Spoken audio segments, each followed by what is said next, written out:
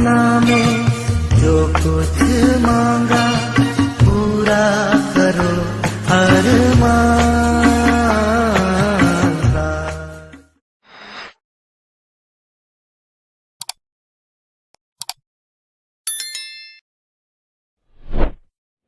मेरे भाई मेरी बहन, वीडियो को आप पूरा देखें और सुनें। परमेश्वर आपसे बातें करेंगे।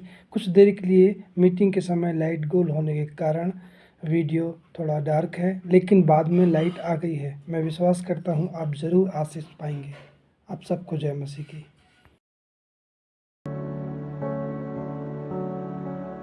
सबको जय मसीह की। मैं प्रभु यीशु मसीह नासरी के नाम में आप सबका स्वागत करता हूँ। और सुशील भाई, आप भी अपना वीडियो को चालू कर लीजिए तो अच्छा रहेगा।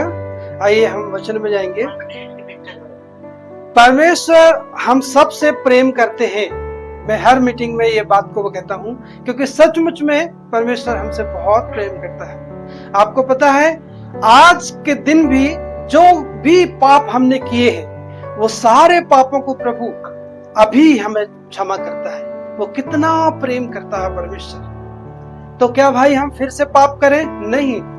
क्यों? क्योंकि अब अगर हम पाप करेंगे तो जो कुछ हम बोएंगे एक दिन उसका क्या करेंगे? हम काटेंगे, वो फसल काटेंगे। इसलिए हमें पाप नहीं करना है।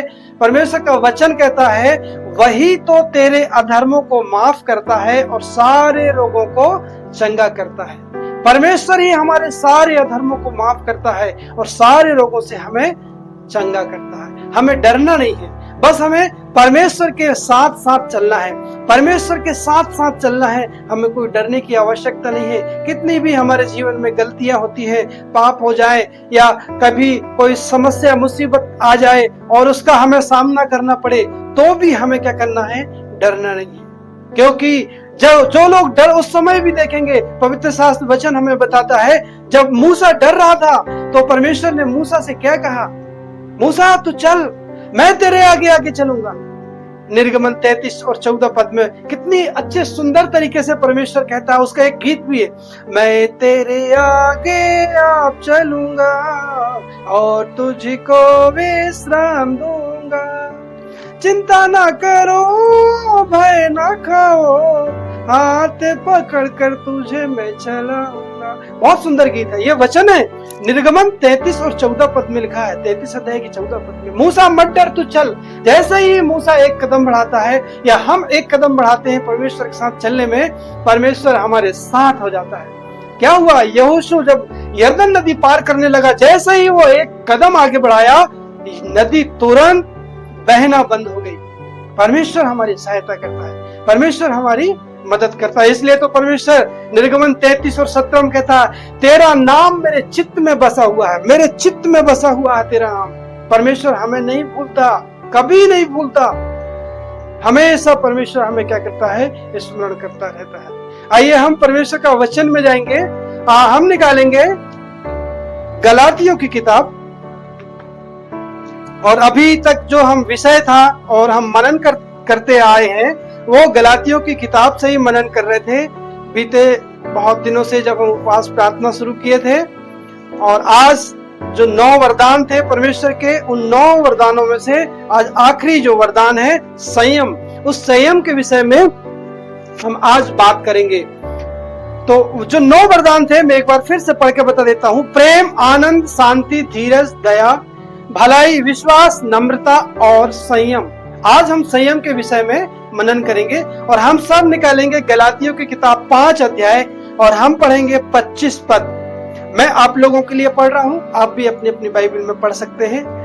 यदि हम आत्मा के द्वारा जीवित हैं तो आत्मा के अनुसार चले भी।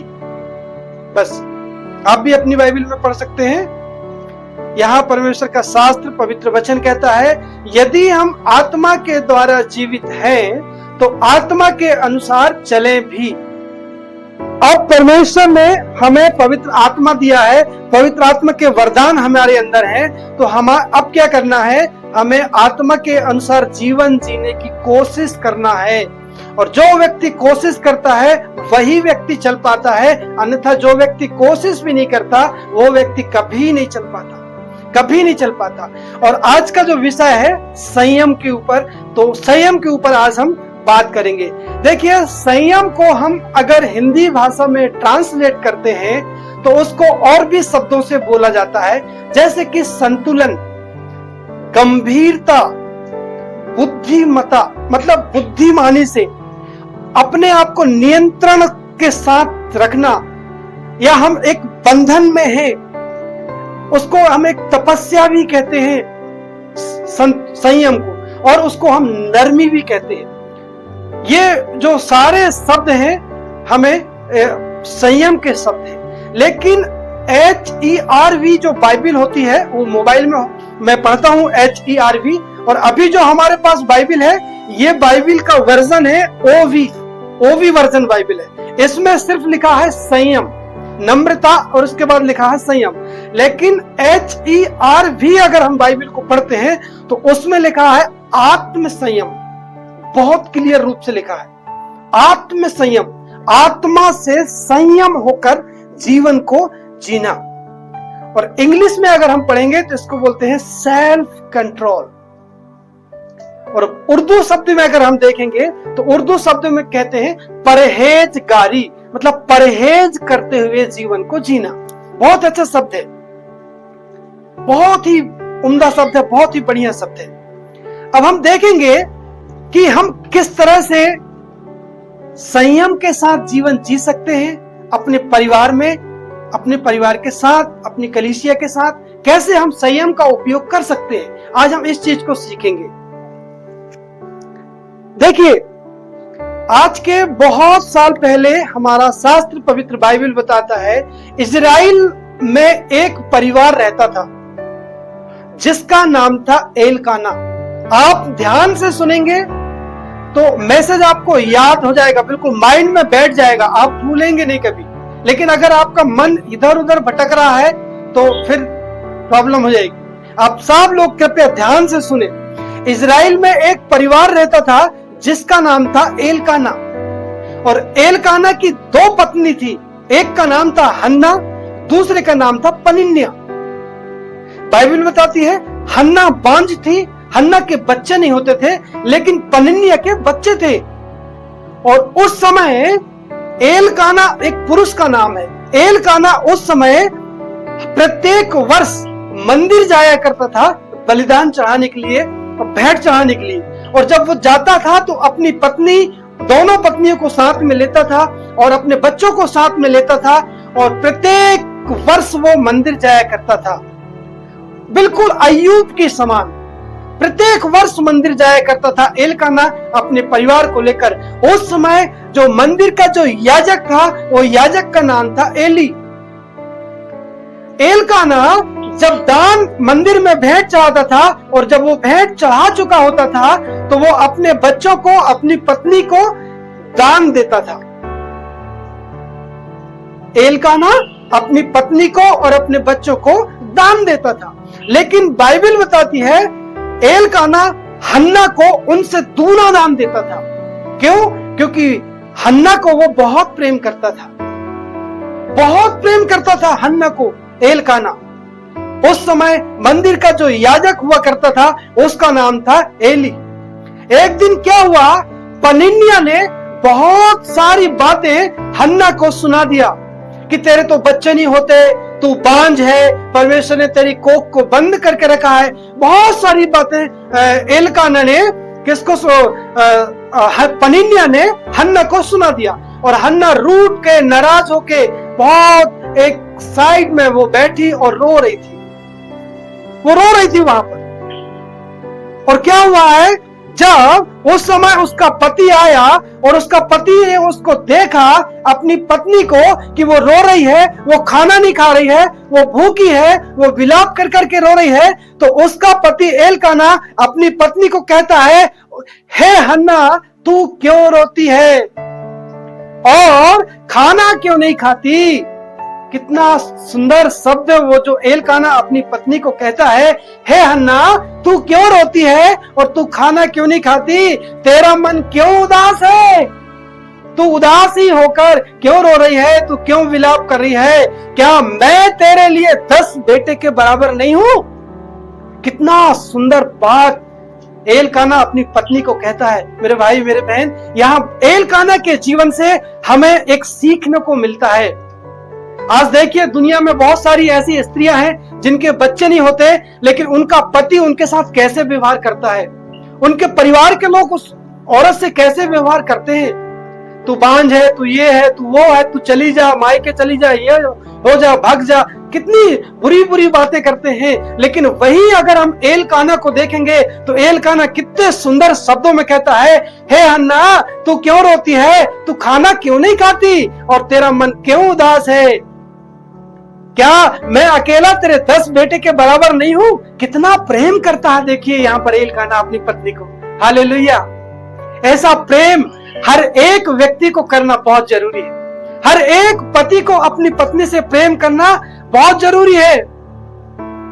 मेरे भाई मेरे बहन, पतरस की किताब में लिखा है, पहला पतरस 3 अध्याय और 7 पद में लिखा है, तू बुद्धिमानी से अपनी पत्नी को निर्बल पात्र जानकर तू उससे प्रेम कर। बुद्धिमानी से तो अपनी पत्नी से कहकर प्रेम कर। पुरुष के बारे में कितना सुंदर शब्द लिखा है वहां पर, बहुत ही सुंदर तरीके से वहां पर लिखा है।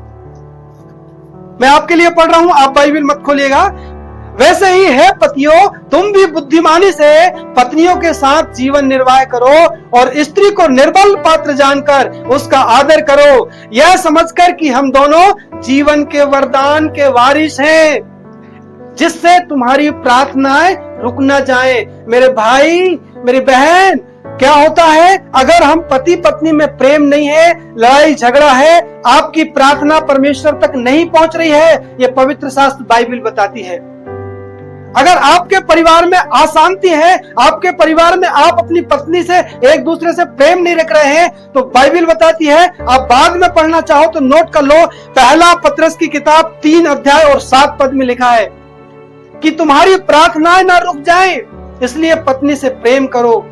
हमें हमारी हर एक अपनी अपनी पत्नी से हमें क्या करना है, प्रेम करना है, बुद्धिमानी के साथ प्रेम करना है। यहाँ पर जो शब्द आया है वो आया बुद्धिमानी, और बुद्धिमत्ता में अभी बताया था ना, संयम का एक शब्द है बुद्धिमत्ता। बुद्धिमानी से क्या हुआ है, कैसे प्रेम करना है, जैसे प्रभु यीशु मसीह ने कलीसिया से प्रेम किया और अपने आप को कलीसिया के लिए सौंप दिया, अपने आप को सौंप दिया, यहाँ तक वो मृत्यु का दुख उठाया। इतना परमेश्वर ने, प्रभु यीशु मसीह ने अपनी दुल्हन से प्रेम किया है। इसलिए हमें हमारी अपनी अपनी पत्नियों से बहुत प्रेम रखना है, बहुत प्रेम रखना है। और बहनों को भी अपने अपने पति से प्रेम रखना है। ऐसा नहीं कि बहनों को प्रेम नहीं रखना है, बहनों के बारे में तो और गंभीर वचन लिखा है, पतरस की किताब में ही लिखा है, पत्नियों तुम भी अपने अपने पति के अधीन रहो, और जो वचन को ना मानते हो तो भी तुम्हारे भाई सहित तुम्हारे चाल चलन को देखकर बिना वचन के क्या करें, वो खिंच जाए, तुम्हारी तरफ खिंच जाए। पत्नियों के लिए भी बहुत अच्छा शब्द लिखा है यहाँ पर, बहुत अच्छा वचन लिखा है। तुम्हारा जीवन ऐसा होना चाहिए, तुम्हारा चाल चलन ऐसा होना चाहिए कि वचन प्रचार करने की जरूरत ना पड़े। अगर आपका पति अविश्वासी है तो आपके व्यवहार को देखकर आपका पति खिंच जाए। बताइए, अभी तक हम तो सुनते आए हैं कि वचन किसी को बताओ, वचन काम करेगा और वो उद्धार पाएगा, लेकिन स्त्रियों के बारे में बाइबल कहती है बिना वचन के, मतलब आपको आपका स्वभाव, आपका व्यवहार ऐसा रखना है कि वो बिना वचन के क्या कर ले, एक अविश्वासी पति खिंच जाए आपकी तरफ। कितनी अद्भुत बात है। हमें पति और पत्नी को आपस में एक दूसरे से क्या करना है, प्रेम करना है। भाई एलकाना अपने परिवार के साथ भेंट चढ़ाने को जाता है, और एली याजक के 2 बेटे थे। एली याजक के 2 बेटे थे, एक का नाम था होपनी और दूसरे का नाम था पीनहास। और कितनी अद्भुत बात है, परमेश्वर इनके पूरे परिवार को अपनी सेवा के लिए चुना था। एली के परिवार को, एली के दोनों बच्चों को अपनी सेवा के लिए चुना था, और ये तीनों पिता और दोनों पुत्र परमेश्वर की सेवा करते थे, मंदिर में सेवा करते थे। लेकिन बाइबल बताती है उसके दोनों बेटे लुच्चे थे। बाइबल में ये शब्द लिखा है। पहला शमूएल की किताब में लिखा है, आप बाद में पढ़ना, अभी मत पढ़ना, बाद में पढ़ना, मैं रेफरेंस दूंगा आपको अभी आखिरी में। पहले शमूएल की किताब में लिखा है, एली नबी जो परमेश्वर की मंदिर की सेवा करता था, परमेश्वर की सेवा करता था, उसके दोनों बेटे भी सेवा करते थे, लेकिन उसके दोनों बेटे लुच्चे थे। बाइबल बताती है क्या होता था उन दिनों में। आप ध्यान से सुनिए, अपना म्यूट बंद कर दीजिए, जिसका म्यूट चालू है बंद कर दीजिए, यहाँ प्रॉब्लम हो रहा है। क्या हुआ था उन दिनों में, जो प्रजा प्रत्येक वर्ष बलिदान को लेकर मंदिर जाती थी, और जब वो बलिदान को लेकर याजक को देती थी, याजक वो बलिदान को चढ़ाता था, और उसकी बहुत सारी विधि थी। और वो विधि में फिर होता क्या था, आखिरी में जो बलिदान चढ़ाया जाता था, उसका चमड़ी निकालकर अलग रखा जाता था, चर्बी निकालकर अलग रखा जाता था, और उसका जो मांस होता था, उस मांस में से कुछ याजक भी अपने लिए लेता था खाने के लिए। और वो मांस को कब लेता था अपने लिए, जब जो व्यक्ति बलिदान चढ़ाने के लिए आया है और उसका बलिदान तो चढ़ाया गया है, और उसके बलिदान को जो चढ़ाएगा उसमें से जो चर्बी निकली है, चर्बी को जब वो आग में जलाते थे वही मंदिर पे, उस समय जो बलिदान लेकर आया था, वो बलिदान में से अपनी भेंट में से, जो चढ़ी हुई भेंट में से याजक को देता था, और कहता था, याजक ये इसमें से आप अपने बच्चों के लिए अपने लिए ले लो कि आप खाओ। लेकिन एली के जो दोनों पुत्र होप्नी और पीनहास थे, उनसे प्रजा से पहले ही कहते थे कि तुम अपनी बलिदान में से थोड़ा सा मांस दो, ताकि हम उसे भूंजेंगे और खाएंगे।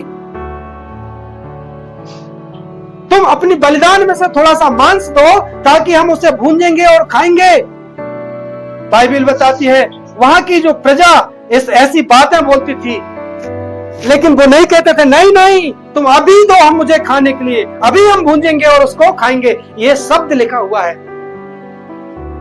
प्रजा कहती थी, याजक सुनो, जब हमारी चर्बी जलाई जाएगी तो आपको जितना चाहिए हमारी बलिदान में से उतना मांस ले लेना और खा लेना। ये पहली गलती करते थे उसके बच्चे, ये पहली गलती करते थे। और बाइबल क्या बताती है, देखिए, अगर हम देखेंगे तो आगे चलकर दूसरी जो गलती करते थे, मंदिर में जो सेवा करने वाली स्त्रियां होती थी, उन स्त्रियों के साथ वो व्यभिचार करते थे।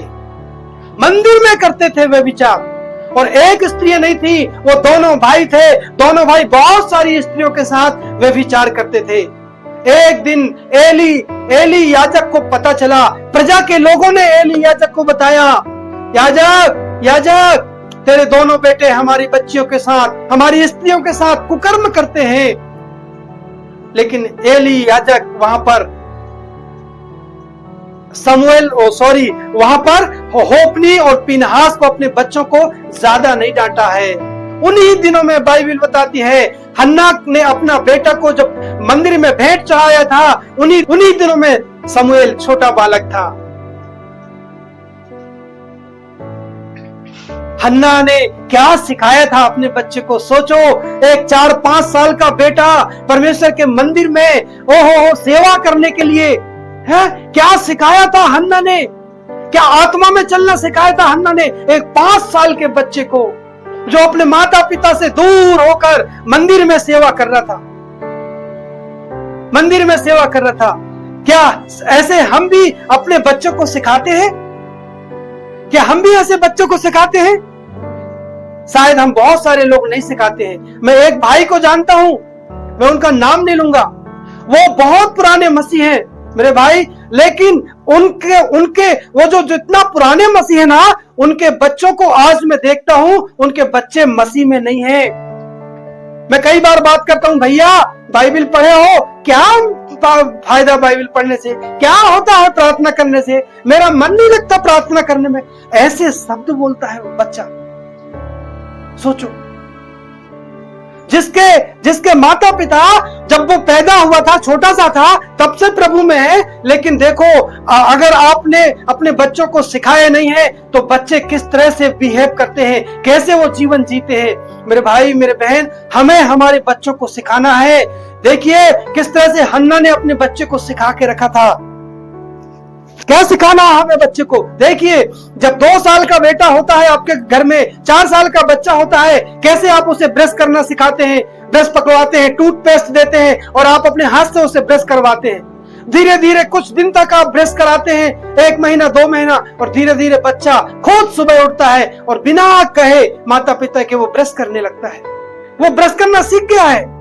इसी तरह हमें रोज अपने बच्चे को सिखाना है कि हमें बाइबल किस तरह से पढ़ना है, हमें बेटा प्रार्थना किस तरह से करना है, हमें रोज करना है। भले आप 2 मिनट करो, बच्चे हो 2 मिनट पढ़ो, जितना पढ़ सकते हो, 1 पद पढ़ लो, 1 वचन पढ़ लो और प्रार्थना करो। आप प्रार्थना करना अगर उनको सिखाएंगे बच्चों को, तो बच्चे प्रार्थना करना सीख जाएंगे। देखना, आपकी और मेरी मेहनत कुछ दिन की रहेगी, कुछ दिन के बाद बच्चे खुद ब खुद, आपको बोलना भी नहीं पड़ेगा, वो खुद बैठकर प्रार्थना करेंगे, वो खुद बैठकर बाइबल पढ़ेंगे और आपको उस समय क्या गर्व होगा। देखो मेरे बच्चे कैसे बाइबल पढ़ते हैं। एक समय आएगा वही बच्चे आपसे सवाल पूछेंगे, पापा मम्मी इसका अर्थ बताओ, ये वचन लिखा है, इसका क्या अर्थ है। आपको कितनी खुशी होगी, परमेश्वर कितना खुश होता है।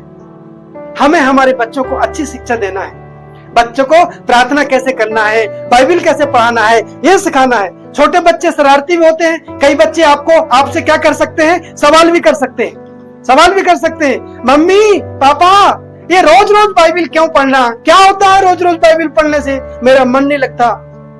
आप बच्चों को बोल सकते हो, वचन बोल सकते हो, बेटा परमेश्वर का वचन कहता है यहोशू को, हे यहोशू ये व्यवस्था की पुस्तक तेरे चित्त से कभी न उतरने पाए, रात दिन इस व्यवस्था की पुस्तक में ध्यान दिए रहना। ऐसे करने से तू क्या होगा, फलवंत होगा, तू आशीषित होगा, तू जहां जाएगा जो काम करेगा सारे काम तेरे सफल होंगे।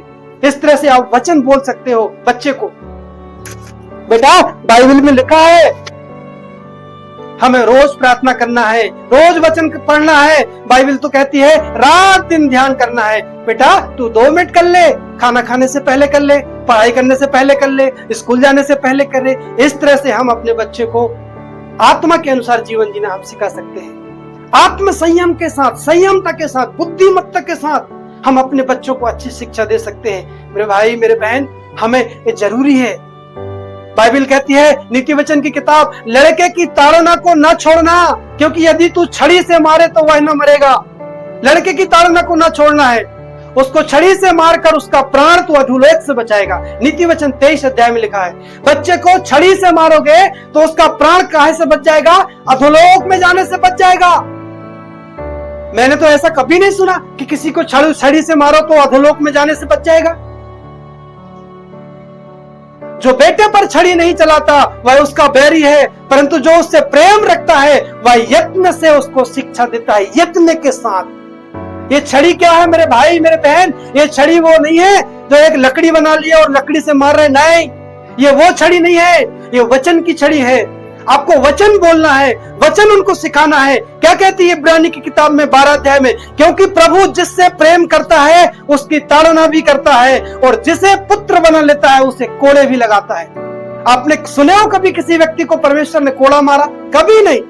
ये कोड़ा क्या है, ये छड़ी क्या है? छड़ी है वचन, कोड़ा है वचन, वचन हथौड़ा है। अभी हम एक गीत गा रहे थे, उसमें अग्नि है, आग है वचन, वचन तलवार है, वचन छड़ी है, वचन मेल के सुसमाचार के जूते हैं, वचन ढाल है। आप वचन बोलिए बच्चों को, वचन सिखाइए। बेटा बाइबल ऐसी बताती है।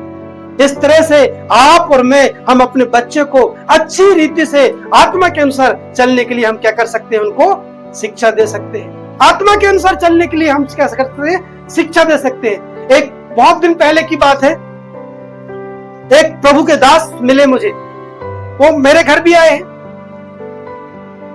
उन्होंने अपने जीवन में, अपनी सेवकाई में, अंकल जी हैं, क्या किए हैं, बहुत सेवा किए हैं, प्रभु के लोगों की बहुत सेवा किए हैं। पहुनाई करते थे, कोई सेवक उनके घर में आ जाते थे, कहीं मीटिंग हो जाती थी वहां चले जाते थे। उन्होंने इतनी सेवा किए हैं, उन्होंने खुद मुझे बताया है, सुरेंद्र भैया, सुरेंद्र क्या हुआ है मैं बताऊं, मैंने अपने उम्र में, जब मैं अपनी उम्र में अच्छा था, अच्छा भला था, तो मैंने क्या किया हूं, मैं अपने बच्चों को ध्यान नहीं दे पाया, मैं सेवा में बहुत बिजी हो गया।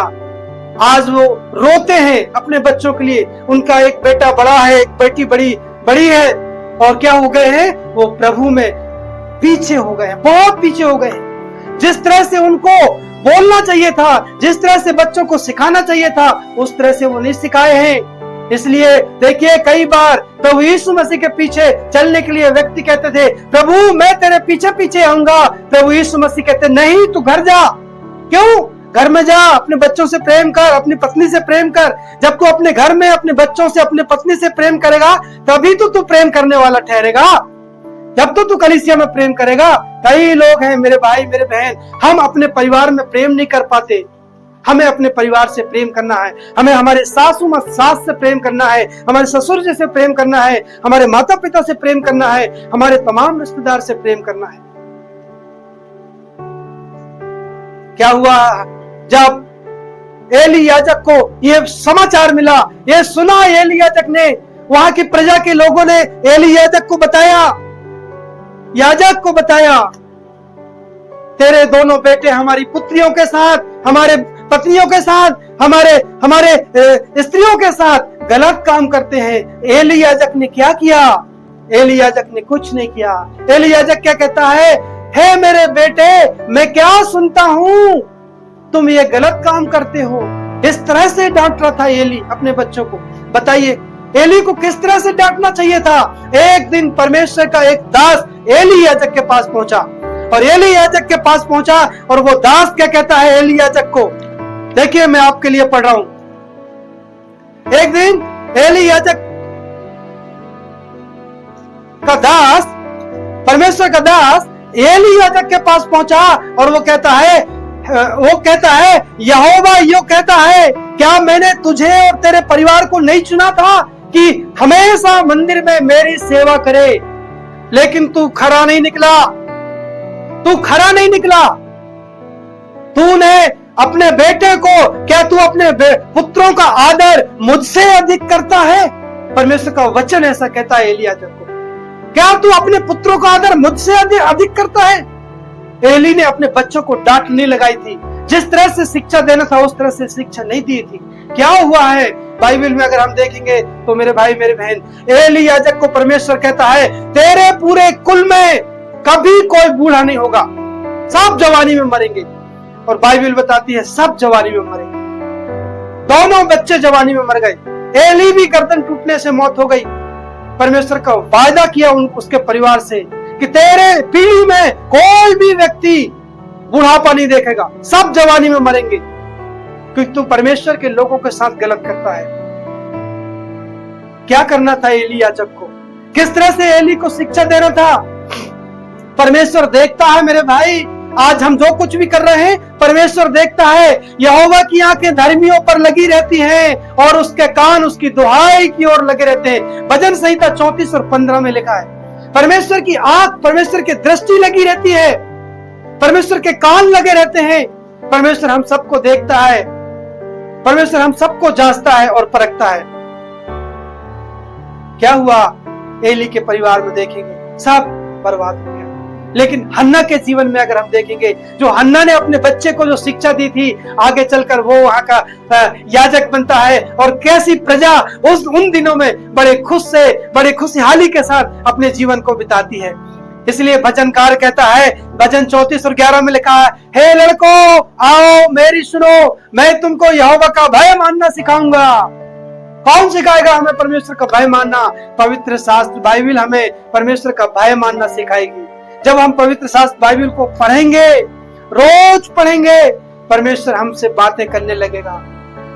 मेरे भाई और मेरे बहन, ये इस तरह से हम बुद्धिमत्ता में, बुद्धिमानी के साथ, संयम के साथ, परमेश्वर के डर और भय के साथ, संतुलन बनाकर, नियंत्रण के साथ अपने परिवार से, अपने बच्चों से, अपने कलीसिया के लोगों से हम क्या कर सकते हैं? प्रेम कर सकते हैं। हमें बुद्धिमान बनने की आवश्यकता है। इसलिए परमेश्वर कहता है तुम बुद्धिमान बनो, मूर्ख मत बनो। मैं आशा करता हूं परमेश्वर ने आप सबको आशीष दिया होगा। आप सबको जय मसीह की। आइए हमारे बीच में कोई एक व्यक्ति प्रार्थना करेंगे और मैं भी प्रार्थना करूंगा। इसके बाद हमारे पास प्रार्थना निवेदन भी आया है।